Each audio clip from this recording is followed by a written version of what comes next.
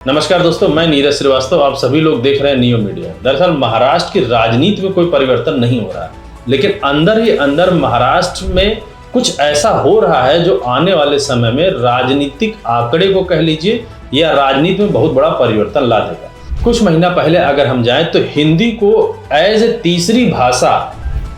उन राज्यों में लागू करने के लिए एक नियम पारित करने की कोशिश की जिन राज्यों में हिंदी नहीं बोली जाती। यानी कि अगर हम देखें तो हिंदी हार्टलैंड को छोड़ दीजिए तो बाकी हर प्रदेश में हिंदी मातृभाषा उनकी नहीं है। चाहे वो बंगाल हो, चाहे साउथ का स्टेट हो, चाहे महाराष्ट्र हो, इनमें मातृभाषा हिंदी भाषा नहीं है। लेकिन चूंकि नियम ये लाने की कोशिश की गई थी, इन राज्यों में जहां पर मातृभाषा हिंदी नहीं है वहां पर हिंदी को एक सब्जेक्ट की तरह एजुकेशन में लाया जाए और पढ़ाया जाए। दरअसल यहीं से शुरुआत होती है कि हिंदी या ये कह लीजिए कि बीजेपी जो थोपना चाहती है अपने विचारों को इन राज्यों पर, उसका विरोध शुरू कर देते हैं। साउथ से ये विरोध शुरू होता है, जबकि साउथ को कहीं से भी ये आपत्ति नहीं है कि आप हिंदी बोलें या ना बोलें, हिंदी पढ़ाई जाए या ना पढ़ाई जाए। लेकिन जिस तरीके से बीजेपी अभी तक हर उन राज्यों में जहां हिंदी भाषा का प्रयोग किया जाता है वहां हिंदू और मुस्लिम की लड़ाई लड़वाती है, वैसे ही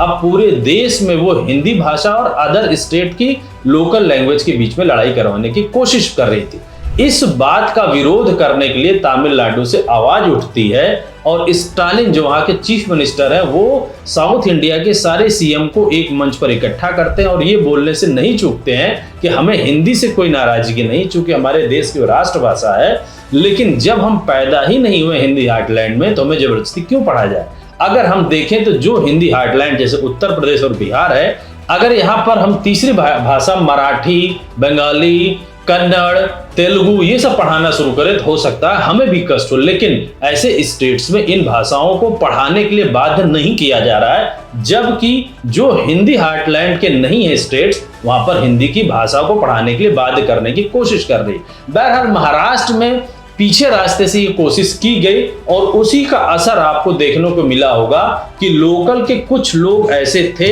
जिन्होंने जो मराठी भाषा नहीं जानते थे उनको मारपीट करने की कोशिश की। अब चूंकि याद कीजिए शिवसेना इसी बात से कभी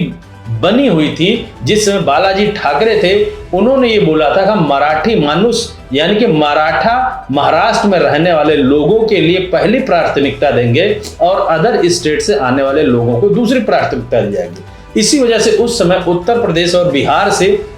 आने वाले लोगों को दूसरे तरीके का सिटीजन देखा जाता था और कहीं ना कहीं उनको भैया या किसी अदर नाम से भी संबोधित किया जाता था। अब उसी तरफ पे एक बार फिर से शिवसेना, उद्धव ठाकरे की शिवसेना अपने छोटे भाई राज ठाकरे के साथ मंच पर एक साथ आते हैं और राज ठाकरे जो 20 साल पहले जब बालाजी ठाकरे की मृत्यु हुई थी उसके बाद दोनों के बीच में कॉन्फ्लिक्ट होता है और राज ठाकरे ने अपनी एक दूसरी पार्टी बना ली थी MNS, जिसका नाम था महाराष्ट्र नवनिर्माण सेना। अब लेकिन 20 साल के बाद ये बात कहीं ना कहीं इन दोनों भाइयों के बीच में आकर दिमाग में खटकती है कि जिस चीज के लिए कभी उनके पिता और उनके चाचा ने लड़ाई लड़ी थी, आज 20 साल बाद वही महाराष्ट्र में महाराष्ट्रियों के खिलाफ लोग पीछे दरवाजे से लड़ रहे हैं, यानी कि कोशिश कर रहे हैं कि महाराष्ट्र में मराठा जो समुदाय है उसको नीचे कर दिया जाए। इस वजह से आज एक मंच पर खड़े होते हैं। हमारी तस्वीर में आप देखेंगे जब दोनों भाई मंच पर खड़े होते हैं, उद्धव ठाकरे दोनों हाथ उठाते हैं लेकिन राज ठाकरे दोनों हाथ उठा के गले नहीं मिलते। कहीं ना कहीं ये नहीं चाहते हैं आपस में मिलना, क्योंकि 20 साल की दूरी बहुत बड़ी दूरी होती है। लेकिन चूंकि महाराष्ट्र की बात है तो ये दोनों भाई एक साथ एक मंच पर आपको खड़े दिखे। 45 से 50 मिनट के बीच का भाषण हुआ जिसमें 25 मिनट राज ठाकरे ने भाषण दिया, 24 मिनट के लगभग उद्धव ठाकरे जी ने भाषण दिया। इन दोनों भाषणों को अगर क्लब करते हैं तो राज ठाकरे की बात करें तो उन्होंने ये कहा कि जो लोग मारपीट कर रहे हैं वो करिए लेकिन वीडियो मत बनाइए। और दूसरी तरफ उद्धव ठाकरे ने बोला कि अगर आप हमें गुंडा कहते हैं तो गुंडा कहिए, हमें कोई दिक्कत नहीं, लेकिन हम मराठाओं के हक के लिए लड़ते थे,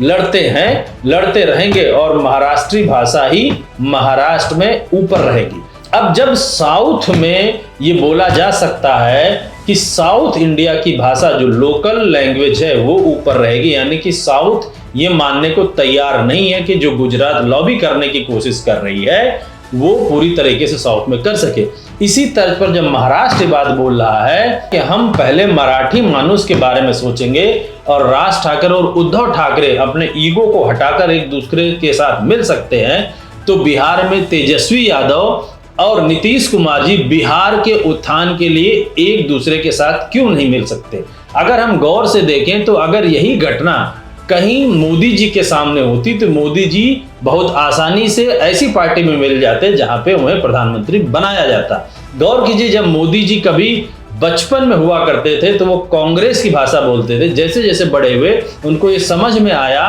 तो वो आरएसएस ज्वाइन करते, फिर आरएसएस में उनको समझ में आ गया था कि राजनीति में नहीं जा सकते तो आरएसएस छोड़ के वो बीजेपी ज्वाइन कर लेते। अब जब बीजेपी के प्रधानमंत्री बनते हैं तो आरएसएस को वो तवज्जो नहीं देते हैं जो तवज्जो कभी आरएसएस में रह के आरएसएस को देते थे। यानी कि जिस तरीके से कहा जाता है कि राजनीति एक अपॉर्चुनिटी का गेम है, मोदी जी उस चीज को बहुत अच्छे से बुनाए। इसी चीज को ध्यान में रखते हुए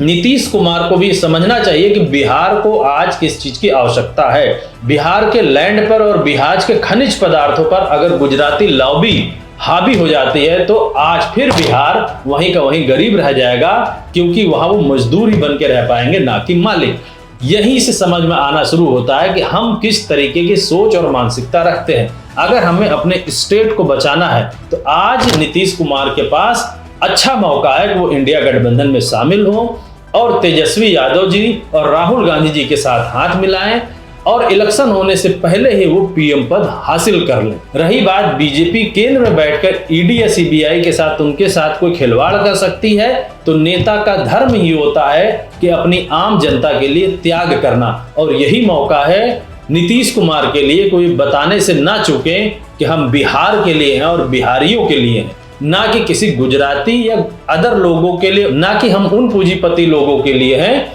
जो कि बिहार को पूर्णतया खत्म करना चाहते हैं और बिहारियों को एक तरीके का सिर्फ मजदूर बना के रखना चाहते हैं। बहरहाल ये नीतीश कुमार जी, तेजस्वी यादव जी और राहुल गांधी जी के बीच की बात है। क्या वो आपस में मिलते हैं या नहीं, बिहार को किस रास्ते ले जाना चाहते हैं, बिहारियों को क्या वो एक बार अमीर बनाने की कोशिश कर सकते हैं नहीं, जो मजदूर समाज है, जो प्रताड़ित समाज है, उसको कुछ न्याय दिला सकते हैं नहीं, ये इनकी सोच पर और उनकी राजनीति पर डिपेंड करता है। हमारे चैनल की निगाहें इस पर बनी रहेंगी। मैं अपने सारे दर्शकों से बोलता हूँ चैनल को ज्यादा से ज्यादा सब्सक्राइब करें, शेयर करें। धन्यवाद।